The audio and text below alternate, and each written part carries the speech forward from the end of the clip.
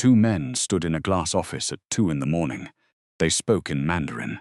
They did not lower their voices. Why would they? The only other person on the floor was the cleaning woman, and everyone knew the cleaning woman understood nothing. Her name was Amara. She pushed her cart past the glass wall and kept her eyes down. She wiped a desk that was already clean. And she heard every word. The shipment moves Friday. When Seo Jin-ho goes to the harbor, he does not come back. Amara's hand stopped on the desk. She did not look up. She had learned long ago that being invisible was a kind of armor. People said dangerous things in front of a woman they had decided could not understand them. Tonight they had decided wrong. She knew who Seo Jin-ho was. Everyone in the building knew. He owned the tower. He owned the men in the tower. He owned things no one said out loud. He was the reason the top 3 floors went quiet when the elevator opened. In 14 years, no one had moved against him and lived to tell it. Someone was moving against him now. And the only person who knew was a night cleaner from Lagos, who was not supposed to understand a single syllable. Amara finished the desk. She rolled her cart to the elevator. Her heart was loud in her ears. She could say nothing. She could go home to her little brother, lock the door, and let a man she had never spoken to walk into a trap on Friday. That was the safe thing. That was the smart thing. She thought about it the whole ride down. What Amara did not know was that Seo Jin-ho already knew her face. He had watched her on the security feed for months. The woman who hummed to herself when she thought she was alone. The woman who slid the guards' coffee cups onto coasters so they would not stain the wood. He did not know her name. He had told himself it did not matter. It was about to matter very much, because at 6 the next morning, Amara did the dangerous thing instead of the safe one. She asked to see him, and when the most feared man in Seoul looked up and found his cleaner standing in his doorway, she said 4 words that changed both their lives. "They are going to kill you." 2 questions hung in the air after that. Why would a woman with everything to lose risk it all to save a stranger? And what does a man like Seo Jin-ho do with the one person alive who was never supposed to hear a thing? Stay, this is where it begins. The room did not react the way she expected. She had expected shouting, or a gun, or men grabbing her arms. Instead, there was silence. Seo Jin-ho sat behind a black desk and looked at her the way a person looks at a puzzle that should not exist. "Say that again," he said. "They are going to kill you," Amara said. "Friday at the harbor. Who is going to kill me?" 2 men, last night, on the executive floor. His eyes did not move from her face. "You clean the executive floor." Yes, at night alone, yes. And these 2 men, what language did they speak? Amara felt the trap in the question. He was testing whether she was lying, whether she had made it up or heard it somewhere, or come to blackmail him. She understood. In his world, everyone wanted something. "Mandarin," she said. They spoke Mandarin because they were certain I could not understand it. Jin-ho leaned back. "And you want proof," Amara said. "I will give it to you in their own words." Then she repeated it, not in English. In clean, fluent Mandarin, exactly the phrasing the 2 men had used. "The shipment moves Friday. When he goes to the harbor, he does not come back." A man was standing near the window. Older, sharp suit, a face like a closed door. He had not spoken until now. He straightened slowly. "Where did a cleaner learn Mandarin?" the man said. "The same place I learned Korean," Amara said. She turned to Jin-ho and answered in Korean now, soft and correct. "And Japanese and French. I move where the work is, I listen. That is all I have ever done." The room got very quiet. Jin-ho studied her for a long moment. Something in his face had changed. It was small, but she caught it. "What is your name?" he asked. Amara Eze. "How long have you cleaned this building, Amara Eze?" 7 months, 7 months, he repeated. "And in 7 months you never once let anyone know you understood a word we said." "No, why?" Amara thought about how to answer that. The truth was simple. The truth was also the most useful thing about her. "Because people say things in front of a woman they think is empty," she said. "I learned it is safer to stay empty." Jin-ho was silent. Then he looked at the older man by the window. "Sunwoo," he said, "check the harbor schedule. Find out who ordered a shipment moved to Friday. Do it quietly." Sunwoo left without a word. Jin-ho stood. He was taller than she had thought. He crossed the room and stopped a careful distance away, close enough to speak low. "If you are lying to me," he said, "there is no place you can hide, not in this city, not anywhere. Do you understand that?" "I understand it," Amara said. "I am not lying, and if you are telling the truth," he said, "then you have a different problem." "What problem?" He did not answer right away. He looked at her like he already regretted what he was about to say. "You heard something no one was supposed to hear," he said. "In my world, that is not a gift. It is a death sentence." They confirmed it within a day. Sun-woo came back into the office and shut the door. His face had gone grey. "Well," Jin-ho said. "She was telling the truth," Sun-woo said. "All of it. A shipment was moved to Friday." Quietly, off the books. "Who moved it?" Sun-woo did not answer right away. "Who moved it, Sun-woo?" "The order came from inside the house," Sun-woo said. "From a man who stands at your shoulder every morning." Jin-ho went still. "Say the name," he said. "Kang." The word landed in the room and sat there. 6 years. Kang had stood at his shoulder for 6 years. "You are sure?" Jin-ho said. "I wish I was not," Sun-woo said. "But yes, I am sure." Jin-ho looked out the window for a long moment. "So a man I trusted for 6 years is going to have me killed on Friday," he said. "And the only reason I know is a woman who mops my floors. That is where we are," Sun-woo said. That afternoon, Kang came into the office smiling. He set a folder on the desk and talked about numbers. He asked about Friday. He asked it lightly, like a man asking about the weather. Jin-ho watched him and felt something cold settle in his chest. He did not let it show. He had learned long ago to keep his face still. He talked about numbers too. He said Friday was fine. He said he was looking forward to it. Kang bowed and left. Amara had been standing near the wall the whole time, invisible again, a cleaner with a cloth in her hand. When the door closed, she looked at Jin-ho. "That is one of them," she said quietly. Not his voice, but he answered to it. "He is the one they are working for." Jin-ho did not look surprised. He looked tired. "I know," he said. "How long?" 6 years, Amara said nothing. There was nothing to say to that. That night, Sun-woo found Jin-ho alone. "We have a problem that is not Kang," Sun-woo said.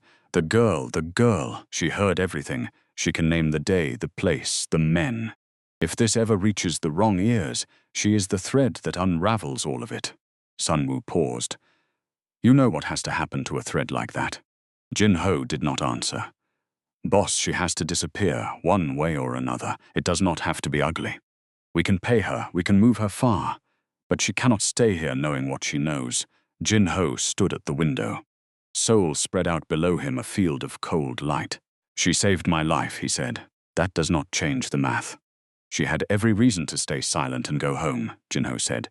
"She has a brother. She has a job she cannot lose.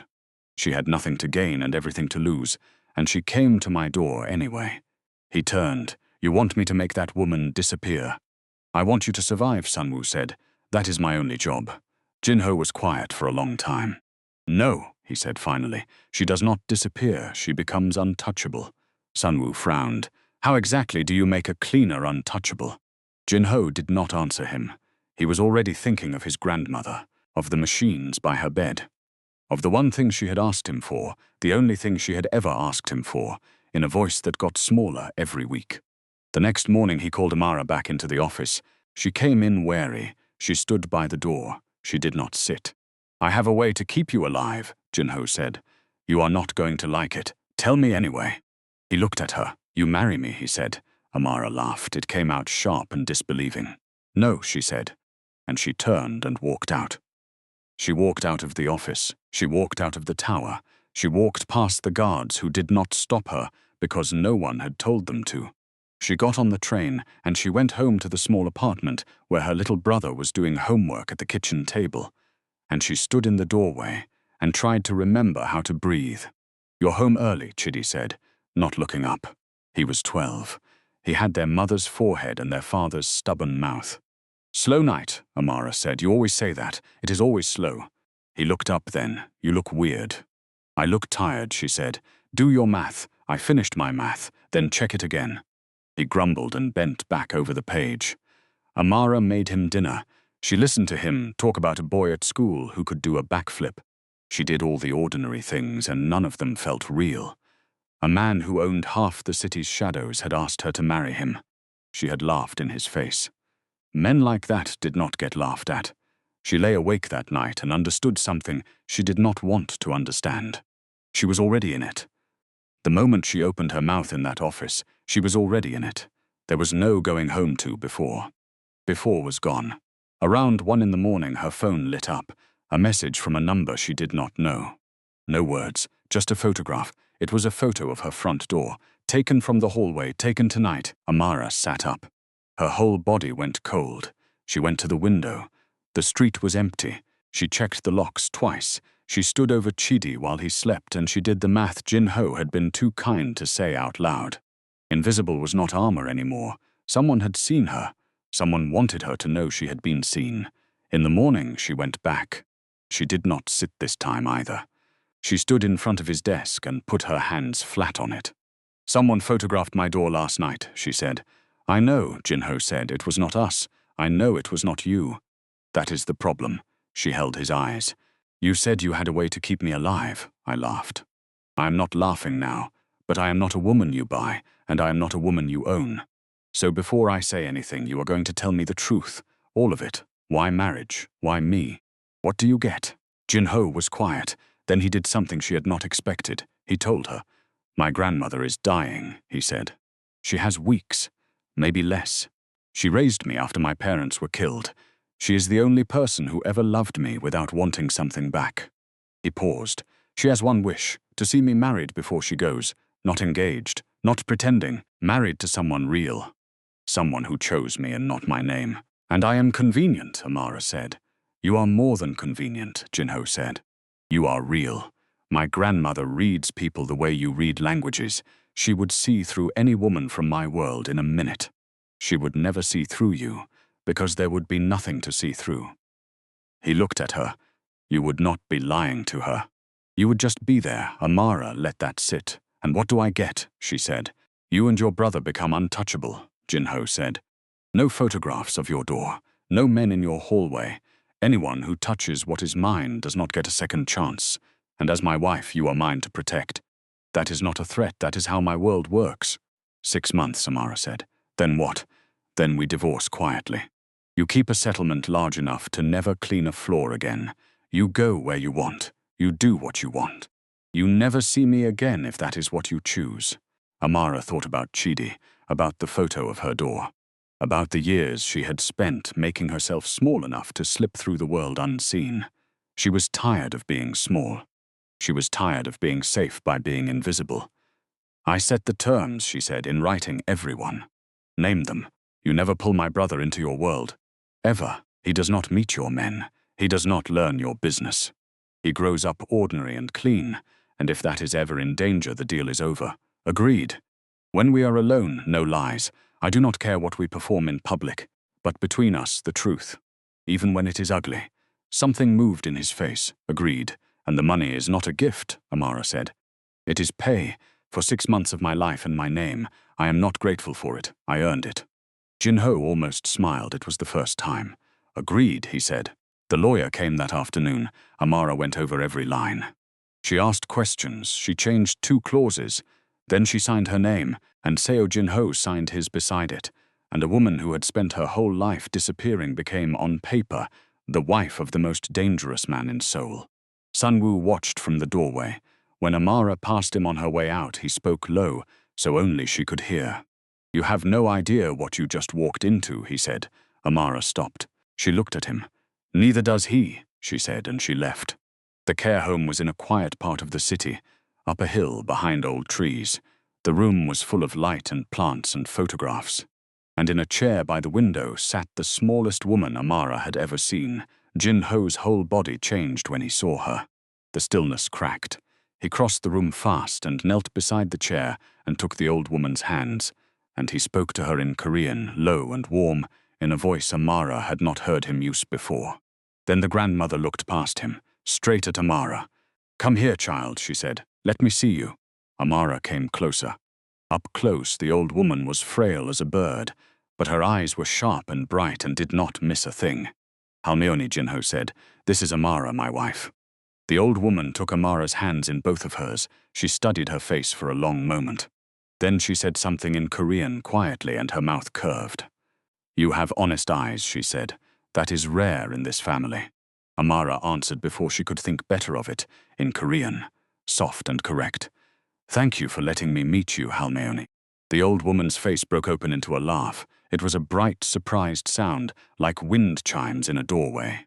She looked at Jin-ho and said something fast, delighted, and Jin-ho's face did something complicated. "What did she say?" Amara asked. "She said you speak like someone raised right," Jin-ho said, "and that I do not deserve you." "She is not wrong," Amara said, and the old woman laughed again, because she understood that too. They stayed for an hour. The grandmother wanted to know everything. "Where is your family?" she asked. "My parents are gone," Amara said. "It is just me and my little brother now. I raise him. How old? 12. He can be a lot." "Boys are," the old woman said. "My grandson was worse. He broke 2 windows the month he came to me." She smiled at Jin-ho. "Do not look at me like that. She is your wife. She should know who she married." "Halmeoni," Jin-ho said. "He was so angry," the grandmother went on to Amara. "A boy with a hole in him where his parents used to be. Everyone said he was ruined. I did not listen to them. What did you do?" Amara asked. "I fed him," the old woman said simply. "Every day. Whether he spoke to me or not, a person who is fed every day eventually remembers he is loved." She looked at Amara for a long moment. "You already know this, I can tell. You feed people too." Amara did not trust her voice, so she only nodded. Near the end, the old woman reached out and held Amara's wrist. She said something only to her in Korean, so quiet that Jin-ho did not catch it. "He learned to be invisible too," the old woman said. "In his own way, a boy who loses everything learns to make himself hard to find. You two recognize each other. I saw it the moment you walked in." Amara did not know what to say to that, so she said the true thing. "I am not sure he sees me at all," she said. The grandmother smiled. It was a smile that had seen through 80 years of people. "He sees you," she said. "That is why he is afraid. The penthouse was beautiful and it was dead." Amara noticed it the first night. Clean lines, dark stone, glass on every wall, and not one sign that a living person spent time there. No photographs, no clutter, no smell of anything. It was a place a man came to sleep and left again. On the 3rd night she could not sleep, so she went to the kitchen. It was enormous, and it had clearly never been used for anything but coffee. She opened the fridge. It was full of food that no one cooked. She started cooking. She did not decide to. Her hands decided. She washed rice. She found tomatoes and peppers and an onion. She built the base the way her mother had taught her, slow, patient, the way that made a whole house smell like Sunday. She fried plantain until the edges went dark and sweet. She made jollof rice, real jollof, the kind that took time and could not be rushed. The door opened at 11. She heard Jin-ho come in and stop in the hallway. He appeared in the kitchen doorway. He stared. "What is that?" "Dinner," Amara said.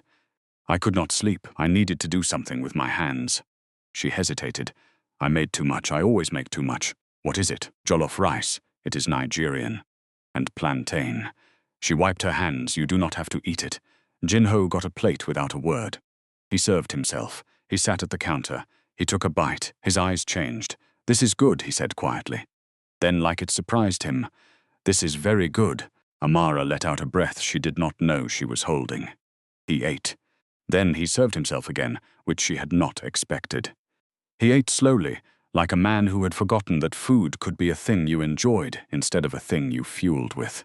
"This kitchen has never smelled like anyone lived here," he said. "You did that in one night. It is just rice," Amara said. "It is not just rice," Jin-ho said. "Why do you keep a kitchen you never use?" He thought about it. "I do not keep it. It came with the walls. I sleep here. I do not live here. Where do you live then?"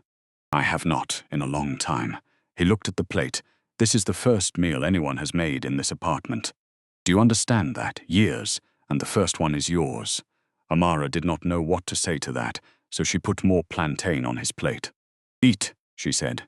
"You are too thin for a man everyone is afraid of." Something that was almost a laugh moved across his face. "My grandmother is going to love you," he said. "You said that already. I meant it more this time." The gala was in a hotel ballroom that cost more than the street she grew up on. Crystal light, marble floor, 200 people dressed like a royal wedding, and every one of them turned to look when Seo Jin-ho walked in with a black woman on his arm. Amara felt the stares like a temperature change. Jin-ho put his hand on the small of her back. It was warm and steady, and it said one thing to the room. "She is with me. Choose your words." They chose their words anyway. A woman in diamonds smiled at Amara with all her teeth. "How refreshing," she said in English. Jin-ho found someone so very unexpected. "I think unexpected is better than boring," Amara said, and she smiled back just as wide. The woman's smile froze. Jin-ho's hand pressed gently against Amara's spine. When they moved away, he leaned close. "That was perfect," he said. "She was being cruel. I know, you were better at it than she was." "I have had practice," Amara said. "People have been underestimating me my whole life. You learn to smile through it." "You do not have to smile through it here," Jin-ho said. "You are not the help tonight. You are my wife." "On paper," Amara said. He looked at her. "Tonight it does not feel like paper." She did not answer that. She did not trust her voice to.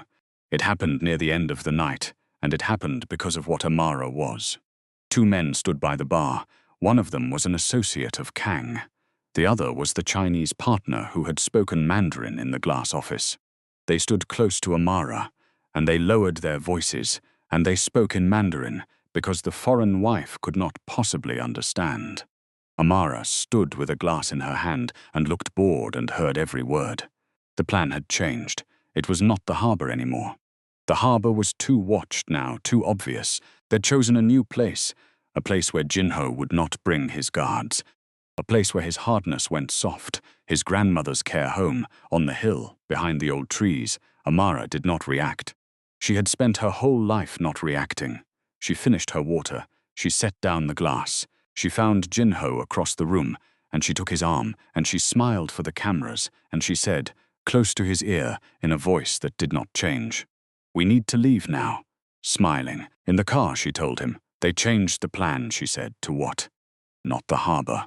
To watch now, they picked somewhere you go without your men. Somewhere your guard drops. Where, Amara? Your grandmother's care home. Jin-ho went very still.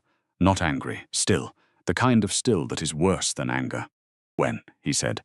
They did not name a day. Soon. They want it before she dies on her own. Amara's voice stayed level, because that was how she survived things. They said if it happens near her, it looks like grief broke you.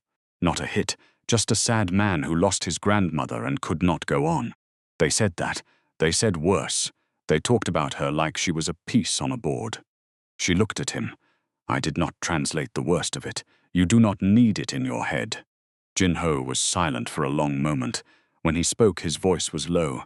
For 7 months you stood in my building and heard everything and told no one, he said. You could have walked away from all of this. You keep not walking away.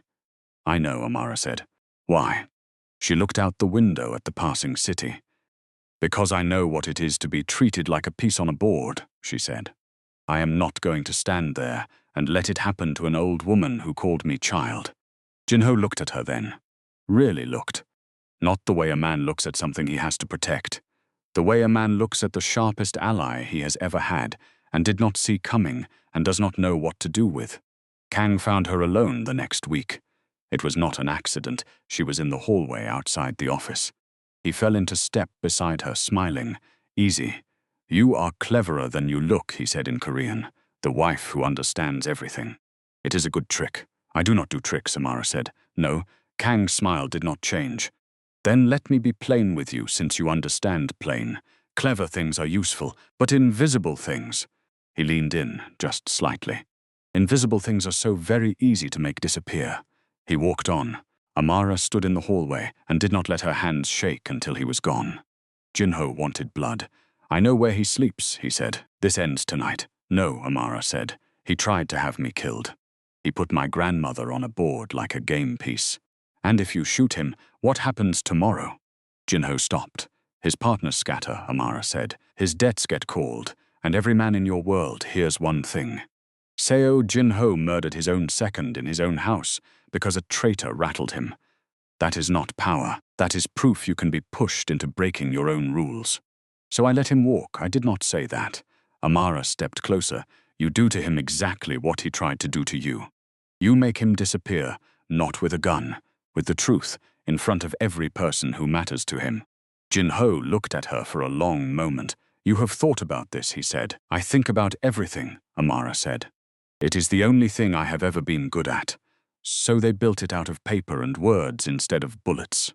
Kang had been careful, but he had not been careful in front of a cleaner. And he had not been careful on the phone, because who listens to a man's calls when the woman in the room cannot speak the language? Amara could. She had heard fragments for weeks and filed every one away. Now she pulled them out, one at a time, and laid them on the counter. "Here," she said, 3 weeks ago. "He tells the partner your roots are, and I am quoting him, already promised." "Already promised," Jin-ho repeated. "Then this call. A bank in a city you do not do business in." She tapped another line. "And this one, a meeting he told you he never took. You remember all of this," Jin-ho said. "Every word," Amara said. "Now find me the papers that match, and he is finished." Night after night they sat at the counter in the dead kitchen that was not dead anymore. A pot of tea between them. Papers everywhere. 2 people who had started as a contract and were becoming something they did not have a word for. "You should sleep," Jin-ho said once near 3 in the morning. "So should you. I do not sleep." "I noticed," Amara said. "The light is always on when I come home, even at 4. He looked at her. "You notice that?" "I notice everything," she said. "It is the only thing I have ever been good at." "It is not the only thing," Jin-ho said. Amara looked up. He was watching her. She looked back down at the papers because it was easier. Then his grandmother took a turn. The call came at 3 in the morning. Amara heard him answer it. She heard the change in his voice. She came out to the kitchen and found him standing very still, the phone still in his hand. "What is it?" she asked. "She stopped eating," Jin-ho said. Her breathing changed. They used the words, the careful ones. "How long?" "They will not say a number. That is how you know it is close." He looked at the phone like it was a stone he did not know how to put down. For the first time, Amara saw him lost. The trap on Kang was set for the next evening. Everything was in place. If he stepped away now, the pieces could shift, the moment could pass, months of danger could come back. "Go to her," Amara said. "The meeting is tomorrow. If I am not there, it falls apart." Kang walks. "I can hold the meeting," Amara said. "I have every word," he said. "I can put the pieces in front of the council in 3 languages, and there is nothing he can say that I cannot answer. You go to your grandmother, be her grandson. Let me be the thread that unravels him." She stepped closer. "You carry the heart, I will carry the rest.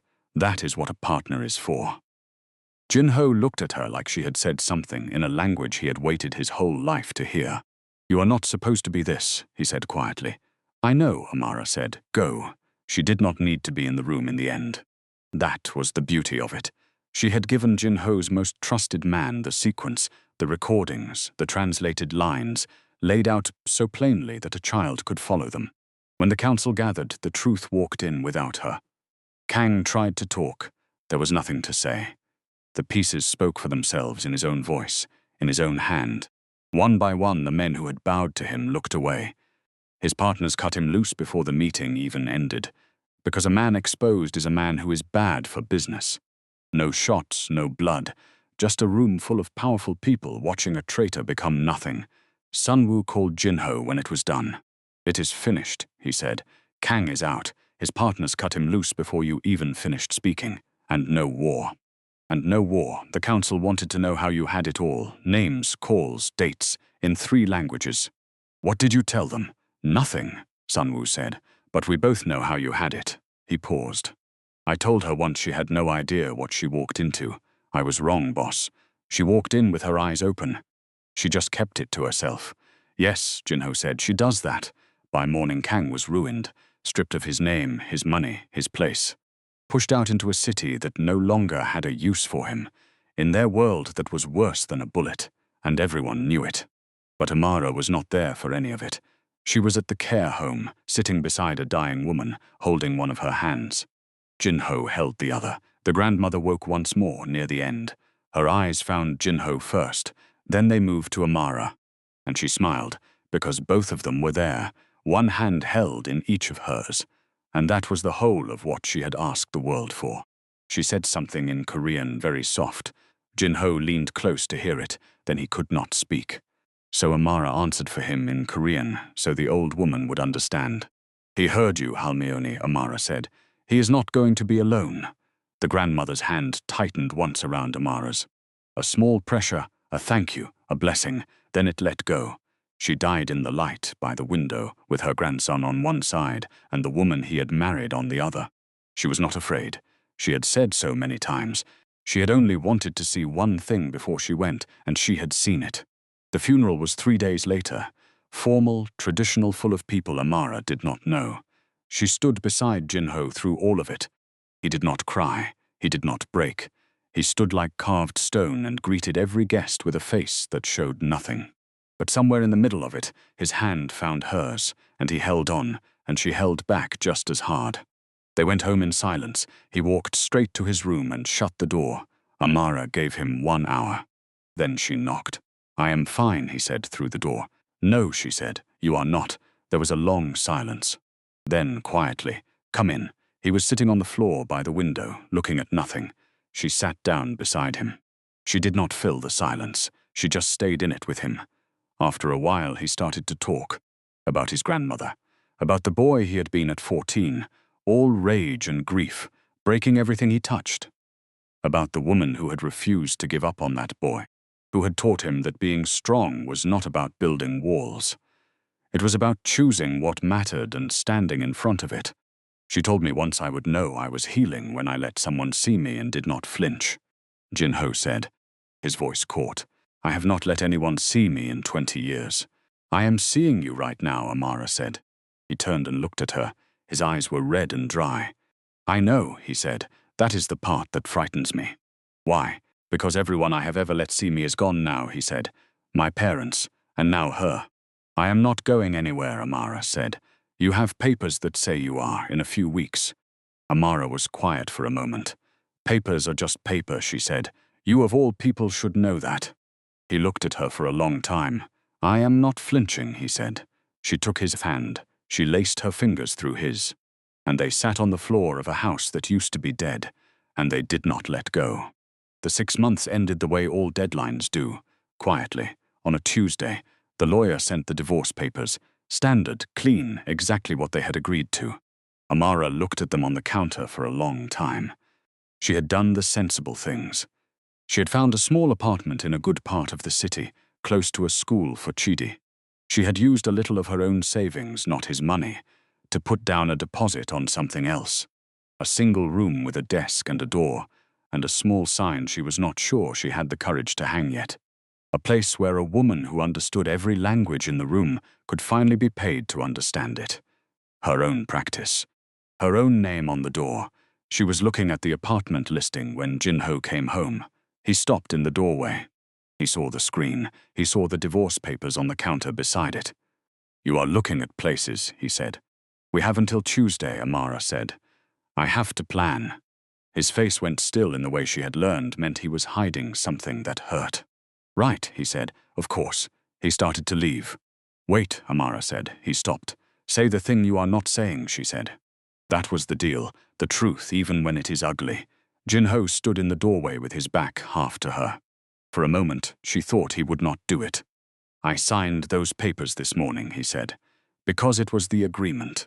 Because I keep my word.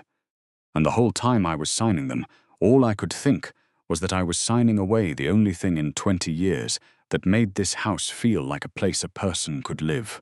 He turned. I told myself I did not get to ask you to stay, that you deserved better than a man like me, that it was kinder to let you go before you left on your own. His jaw was tight. I am used to people leaving. I thought I would make it easier by opening the door first. Amara stood up. You are an idiot, she said. I know. I do not want to leave, she said. I have not wanted to leave for weeks. I kept looking at apartments because it was the sensible thing, and I am so tired of doing only the sensible thing. Her voice caught. Nobody ever rescued me. I did that. I have always done that. I am just done doing it alone. For a moment, neither of them moved. Then Jin-ho crossed the room and took her face in his hands and kissed her, and it was nothing like careful, and nothing like a contract, and everything like a man saying something he had held back too long. When they broke apart, he pressed his forehead to hers. Rip them up, he said. The papers, they are legal documents, Amara said, half laughing. Your lawyer will lose her mind. Let her, Jin-ho said. We will sign new ones. Not a contract, not a deadline. Just us choosing this, for real. For real, Amara said. The sign was up. It hung by the door of a small bright room in a good part of the city. Ease Language Services. Amara had hung it herself on a Tuesday, and she had stood on the sidewalk and looked at it for a long time. Her name, her door, her work, paid in the light in front of everyone for the exact thing the whole world had once decided she could not do. Business was good. It turned out a great many people needed someone who could hear what was really being said in a room. She was very good at it. She had always been very good at it. Chidi was thriving. He had grown 2 inches and made a friend who could not, in fact, do a backflip. He knew nothing of his sister's other life, and that was the deal, and the deal held. And on the hill behind the old trees, the care home had let them keep something.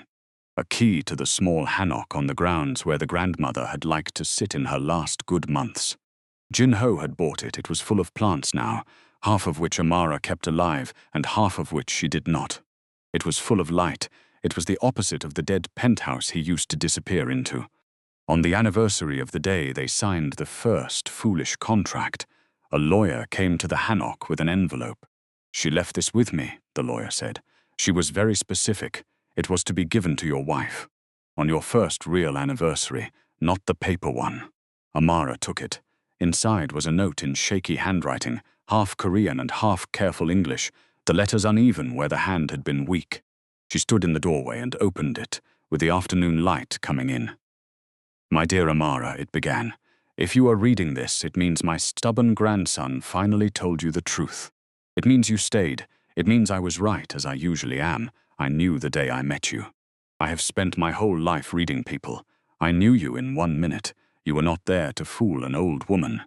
You were just there. That is the rarest thing in the world. Thank you for being brave enough to stay. Thank you for teaching him that being seen is not the same as being weak. He spent so many years hard to find. You found him anyway. You will keep finding him on the days he tries to disappear. Do that for me. Amara went through it 3 times. Then she folded it and pressed it to her chest and let herself cry, in the light, in the little house full of plants. Jin-ho came and stood behind her. He wrapped his arms around her and rested his chin on the top of her head. She knew, he said, from the first day. She knew before we did. She was the smartest person either of us ever met, Amara said. Yes, he said, she was. Out in the small courtyard, Chidi was chasing something that was probably a cat. Across the city, the sign on Amara's office caught the same afternoon sun. And in the doorway of the little house full of light, Seo Jin-ho stood with the one person who had heard him when he was silent. He had spent 20 years making himself impossible to find. She had found him anyway, and for the first time anyone could remember, he laughed. Freely, like a man who had finally stopped hiding. It had started with a thing she was never supposed to hear. It became the only thing either of them had ever truly wanted, to be seen, and to stay anyway.